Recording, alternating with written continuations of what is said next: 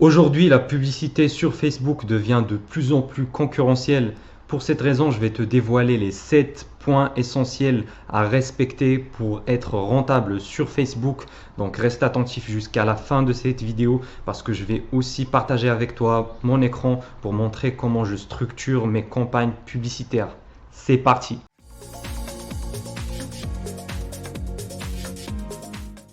Salut à toi mon ami, si tu es nouveau sur cette chaîne, eh bien moi c'est Ilias et je suis propriétaire d'une agence de marketing digital SMMA. Donc c'est mon activité principale, on propose voilà, du Facebook Ads et du Google Ads, donc du trafic payant.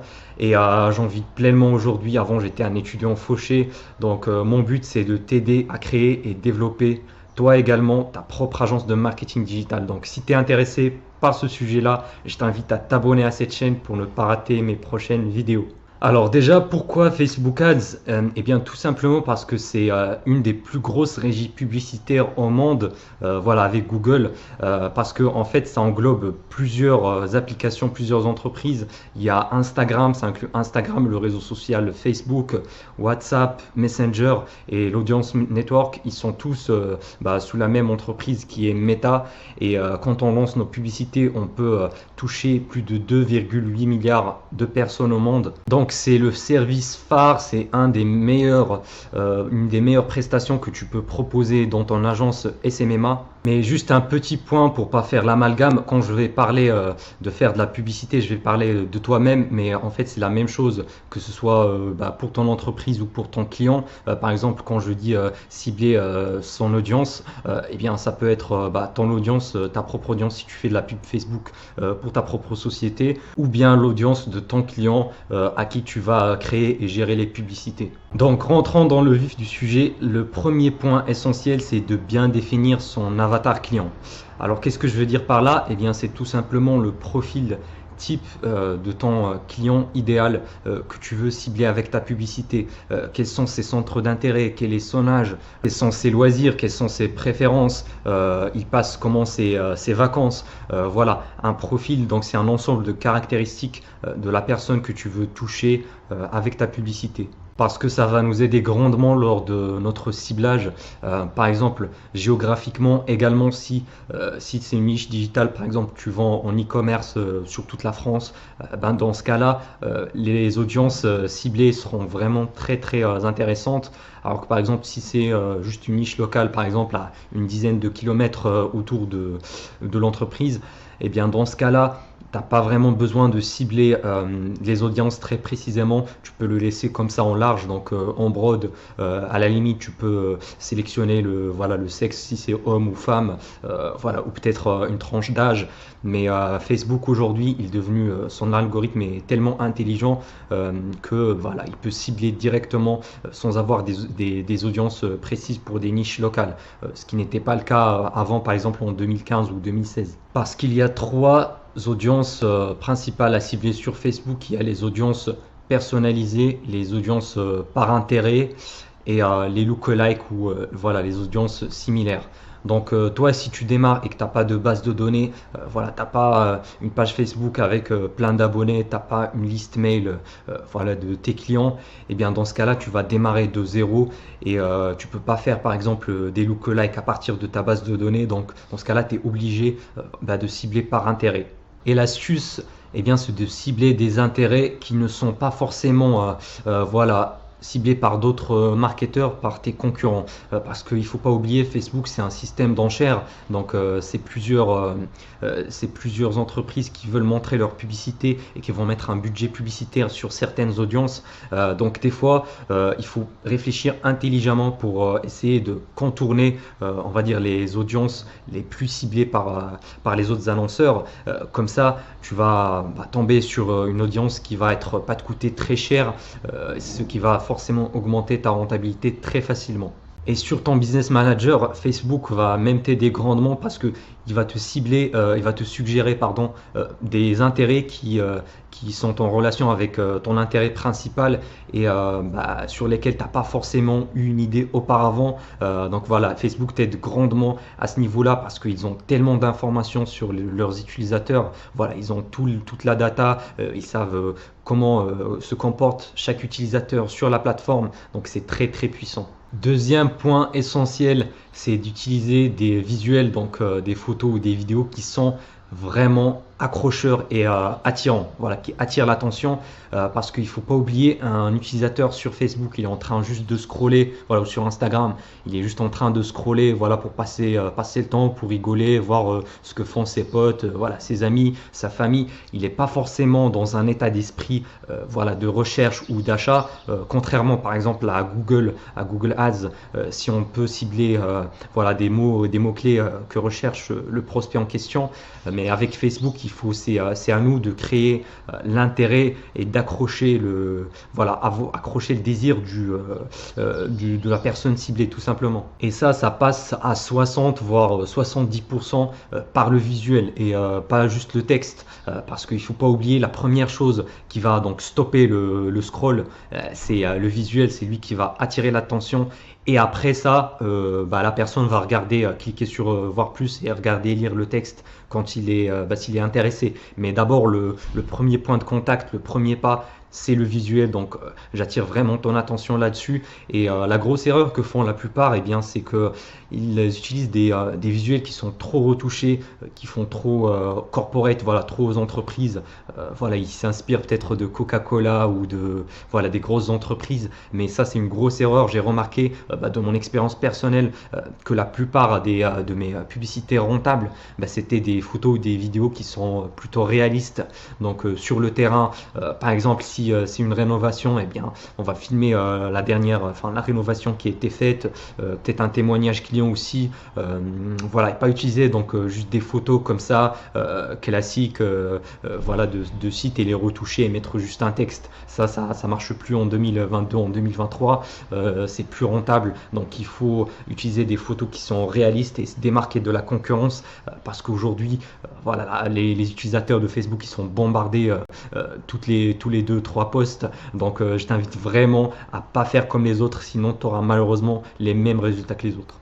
Troisième chose, eh bien, c'est d'utiliser le copywriting. Alors ça rejoint le point précédent du visuel. Alors c'est quoi le copywriting? Eh bien c'est l'art d'écrire, de vendre avec des mots. Donc tout simplement sur notre texte publicitaire, eh bien on va utiliser une structure qui va nous aider à passer le prospect de l'étape découverte jusqu'à l'étape call to action. Donc le call to action, c'est l'appel à l'action, c'est l'action qu'on veut diriger notre prospect, soit par exemple visiter le site, soit se remplir le formulaire de prospect, ça va dépendre de ton objectif. Mais je pense que tu as compris. Et il y en a plusieurs structures, il y en a deux principales. Ma préférée, c'est la structure AIDA, c'est-à-dire attention. Donc on va accrocher l'attention du prospect. Intérêt, donc on va susciter l'intérêt en parlant de ses problèmes, etc. Et puis désir, donc là on va augmenter son désir pour notre produit ou notre service. Et A qui veut dire action. C'est là l'appel à l'action qu'on va diriger, soit on va télécharger le formulaire, soit visiter le site, soit acheter le produit. Et la deuxième structure, c'est la structure PAS. Bon, elle est plus simple, donc ça commence avec problème. Donc on va parler d'un problème profond que notre cible a, parce que si on s'adresse à tout le monde, on s'adresse à personne. Donc c'est pour ça il faut vraiment avoir un avatar client qui est précis, qu'on va cibler. Et puis agitation, donc A c'est pour l'agitation, c'est-à-dire on va agiter la douleur, on va essayer de remonter les émotions, donc on va mettre le couteau dans la plaie entre guillemets, et puis ça finit par S, donc la solution. Donc notre texte il va commencer par problème, agitation, solution à la fin. Et la solution, c'est notre produit ou notre service naturellement, et on va mettre l'appel à l'action à la fin. Tu peux également utiliser le storytelling dans tes textes publicitaires, ça marche très très bien, surtout pour des produits ou des services qui sont high ticket, parce que les gens ils sont tellement habitués à la publicité classique, alors que si ça paraît en mode storytelling, comme si c'est quelqu'un raconte un témoignage ou son histoire, et bien dans ce cas-là, ça va être beaucoup plus accrocheur et ça va mieux convertir. Et par la suite, tu auras bien sûr un coût par prospect ou un coût par achat beaucoup plus faible. Bienvenue à toi sur mon tableau, mais avant de passer à la suite, dans la description de cette vidéo, dans le premier lien, eh bien, tu vas trouver une étude de cas offerte qui t'explique exactement comment je suis passé de 0 à 10 000 euros par mois en SMMA. Donc, je t'invite vraiment à aller la checker après cette vidéo, bien sûr. Donc ici, je vais t'expliquer la structure des campagnes publicitaires sur le Business Manager, donc sur le BM. Alors, tout simplement, en fait, sur la tête, on a la campagne, donc la campagne publicitaire. On peut mettre notre budget publicitaire dessus. C'est ce qu'on appelle le CBO. C'est ce que je fais moi personnellement, parce qu'à mon avis, maintenant, l'algorithme de Facebook, il est devenu tellement intelligent qu'il peut optimiser selon les résultats lui-même. Donc parce que avant on mettait le budget publicitaire uniquement sur les ensembles de publicité, mais moi perso je pars en CBO directement. Donc après la campagne, dans chaque campagne on a un ensemble ou plusieurs ensembles de publicité. Donc ici on peut avoir un ensemble, le premier, le deuxième, le troisième, etc. Et c'est dans ces ensembles de publicités qu'on va cibler notre audience, donc que ce soit par intérêt, que ce soit des lookalikes, etc. Et dans ces ensembles-là, c'est là où d'où vient l'importance de l'avatar client, parce que on peut même cibler géographiquement, selon la tranche d'âge, selon les intérêts, etc. Et voilà, dans chaque ensemble de publicitaires, il y a attends, je vais mettre la flèche là. Et il y a des publicités qu'on va créer pour chaque ensemble. Alors la publicité, c'est les visuels en question. Il y en a plusieurs. Normalement, on doit tester plusieurs publicités. Ça rejoint le cinquième point de cette vidéo, c'est de faire beaucoup de split test. C'est quoi le split test ou l'A/B test? Eh bien, c'est tout simplement de mettre en place plusieurs ensembles publicitaires avec plusieurs publicités et voilà, tester pendant quelques jours avec un certain budget et puis voir à la fin quelles sont les publicités les moins rentables qu'on va couper, bien sûr, qu'on va arrêter, donc on va plus dépenser notre argent dessus et garder juste les publicités qui sont rentables qu'on va scaler par la suite, c'est-à-dire qu'on va augmenter notre budget dépensé dessus. Donc la publicité, si c'est tout simplement ce que voit ton prospect concrètement. Voilà, c'est le visuel déjà. Donc moi je conseille toujours de tester au moins une vidéo et au moins une photo, comme ça tu vas voir, tu vas trancher là-dessus. En général la vidéo ça marche mieux, mais voilà, ça va dépendre de ta niche. Et voilà, en dessous de la vidéo, il y a le texte, enfin il y a le call to action, il y a l'appel à l'action, et ici c'est le texte publicitaire, donc c'est là où ça joue le copywriting. Et donc le but c'est de faire plusieurs combinaisons, donc de lancer un ensemble, un ensemble publicitaire avec certains intérêts. Après, voilà, avec deux, trois pubs et pareil des autres. Et voilà, c'est ça le split test. Tu vas les lancer et après, tu vas analyser les résultats, tout simplement. Et pourquoi c'est essentiel de faire des split tests? Eh bien, tout simplement parce qu'on ne peut jamais prédire c'est quoi l'ensemble des publicités qui va être le plus rentable, ni même les publicités. Donc, on part d'une hypothèse. Donc, on va dire par exemple que voilà, les personnes entre 20 et 40 ans qui ont pour intérêt les chiens, ils sont plus rentables, par exemple, qu'avec un intérêt chat. Mais mais après le test, on peut découvrir que c'est l'inverse. Donc on peut jamais prédire, d'où l'importance de tester plusieurs combinaisons.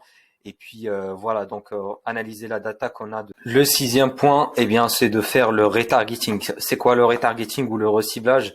Eh bien, tout simplement, quand on fait notre publicité, voilà, sur Facebook, on va cibler une audience froide. Donc c'est du trafic froid. Voilà, c'est du cold. Je vais le nommer ici F, qui va diriger vers soit notre page produit si on vend en ligne directement, soit vers une page de capture pour capturer des prospects si c'est le cas.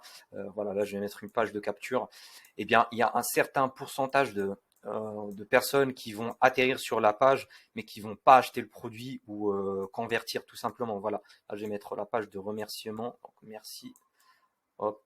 Donc à cette étape-là, c'est bon, c'est devenu un client. Mais voilà, il y a un pourcentage qui va pas passer à l'action et voilà, qui va partir ailleurs, voilà, faire sa vie, peut-être à cause d'une distraction, peut-être son chien a fait un truc, peut-être voilà, ça va dépendre. Mais en tout cas, il n'a pas passé à l'action. Donc notre but, c'est de le recibler avec une ou plusieurs publicités, voilà, qu'on va appeler des publicités de reciblage, donc le retargeting. Et là, on est sur du trafic qui est chaud. Donc, c'est du trafic du warm qu'on a déjà ciblé auparavant par notre publicité, donc qui a déjà vu notre site internet, qui a déjà vu notre entreprise. Donc, le reciblage, c'est très très important. Pourquoi? Parce que selon les niches, ça peut constituer plus de 70% de ton chiffre d'affaires en plus. Donc, si tu fais pas de reciblage, tu passes à côté d'une grosse rentrée d'argent, tout simplement. Et tout bêtement, parce que c'est assez simple de le mettre en place. T'as pas besoin de créatives, voilà, hyper impactantes, contrairement au froid. Tu peux mettre, moi je mets personnellement juste des photos et c'est très rentable comme ça. Et petit conseil, bah, comme l'audience du reciblage, elle sera beaucoup plus petite que celle bah, de l'audience froide. Et ben dans ce cas-là, il faut vraiment faire attention à la répétition, c'est-à-dire le nombre de fois que ton prospect va voir la publicité, parce qu'au bout d'un moment, il faut pas trop le saouler. Donc moi, je mets quelques limites au niveau de la répétition et puis aussi varier les textes et varier les visuels, parce que bah, il va voir ton entreprise, mais de différents angles. C'est ça notre but. Le plus intéressant, c'est aussi de mettre des témoignages clients qui ont déjà utilisé ton produit ou ton service, parce que ça va le débloquer, ça va le passer à l'étape achat. Parce que là, au début, en froid, il vient de découvrir ta société, il te connaît pas, il se dit voilà, il a quelques doutes, mais une fois qu'on aura voilà montré des témoignages clients, des résultats, et bien là, ça va faire un déclic dans sa tête. Il va passer à la conversion ou à l'achat. Et il faut pas aussi oublier de bien analyser sa data et pas se tromper à cause des chiffres. Qu'est-ce que je veux dire par là? Bah, tout simplement, si tu as un site, voilà, ou une page de capture et que tu as par exemple un taux de plus de 50%, ce qui est déjà très très bien. Et par exemple sur la publicité, eh bien tu as un CTR de par exemple les 0,3% voilà, de CTR, ce qui est très mauvais. Alors c'est quoi le CTR? Eh bien c'est le pourcentage de clics sur ta publicité. Donc plus il est grand, mieux c'est. Voilà. Alors bah si tu remarques que voilà ton coût par achat ou ton coût par prospect, il est très élevé. Eh bien là, il faut voir où est le problème. Tu as déjà ici 50% d'opt-in, ce qui est déjà très bien. Eh bien le problème, il vient tout simplement du CTR, donc de ta publicité. Donc il faut changer quelque chose dans ta publicité, elle n'est pas assez rentable, soit les visuels, soit le ciblage, soit le texte. Voilà, il faut changer quelque chose, il faut pas la laisser comme ça. Et inversement, si tu as un CTR je sais pas moi, qui est très élevé, donc de 2% par exemple, c'est déjà pas mal selon les niches, et que tu as un taux d'opt-in ou voilà un pourcentage ici qui est allez, on va dire de 5% sur une page de capture, c'est très très mauvais. Donc là, si tu remarques, bah, le problème, il vient pas de la publicité. La publicité fonctionne très bien parce que on a un bon CTR et qu'on a un coût par clic qui est très bon, qui est très bas, bah dans ce cas-là, le souci vient principalement de ta page d'opt-in. Il faut la modifier, il y a un problème. Soit elle inspire pas assez confiance pour les prospects, soit bah, le visiteur il vient, il remarque un truc qui lui fait peur et qui passe pas à l'action de l'opt-in. Donc voilà, il faut juste analyser ta data précisément, mais il faut pas non plus trop se précipiter. C'est pas au bout de 2-3 clics que tu vas avoir assez de données que tu peux analyser. Il faut laisser le temps. Il faut au moins avoir une centaine d'actions. Comme ça, tu vas avoir une idée plus claire et plus précise de ta data. Et enfin, la chose la plus importante, je l'ai gardée pour la fin, c'est vraiment la base de la base, eh ben, c'est d'avoir une offre attractive. attractive surtout pour ton avatar client, donc qui va coller à ses besoins, qui va répondre à voilà ses désirs, ses douleurs, une solution à ses problèmes. C'est très important. J'ai même envie de dire une offre irrésistible carrément. Comme ça, tu vas te démarquer des autres, de tes concurrents, parce que pourquoi ton prospect il viendra cliquer sur ta pub plutôt que celle d'un concurrent. Tout simplement, il faut se démarquer des autres, voilà, et pas faire la même chose. Donc, il faut proposer un maximum de valeur ajoutée à l'utilisateur. Et si tu n'as pas une idée concrète sur comment faire une offre attractive, eh bien, tu peux bien sûr tout simplement regarder ce que font les autres concurrents qui ont déjà de la pub qui tourne depuis longtemps. Parce que eux, s'ils font de la publicité, ils ont fait une publicité sur Facebook et que ça tourne depuis 2, 3 semaines, voire des mois, ça veut dire qu'ils sont rentables. Donc, c'est très très malin de s'inspirer d'eux, bien sûr, sans faire du copier-coller bêtement. Mais voilà, et puis mets-toi aussi dans la peau de ton prospect derrière ta pub. Est-ce que moi, en tant que client, je vais acheter, je vais cliquer sur cette publicité-là, je vais acheter ton produit ou ton service. Et il faut toujours tester plusieurs offres et voilà, améliorer aussi au fur et à mesure l'offre qui marche le mieux. Par exemple, si tu fais par exemple de la rénovation, bah, tu as plusieurs possibilités, soit par exemple un catalogue, soit un guide PDF, donc comme Lead Magnet, soit un devis gratuit. Voilà, et tu testes et puis tu vas voir qu'est-ce qui te rapporte le plus de prospects de qualité, bien sûr. Et puis, admettons si par exemple c'est le devis gratuit qui te fait rapporter le plus de prospects, eh bien tu peux rajouter par exemple un devis gratuit plus un cadeau offert. Donc peut-être, je sais pas moi, peut-être un code promo de 10% ou 200 € offertes, voilà sur ton électroménager ou voilà sur quelque chose en plus. Comme ça, tu vas te démarquer des autres. Voilà, ça va te faciliter énormément la vente. Donc j'espère que tu as aimé cette vidéo. N'hésite pas à me laisser un petit like, ça me fait toujours plaisir. Et puis je te laisse regarder mes autres vidéos.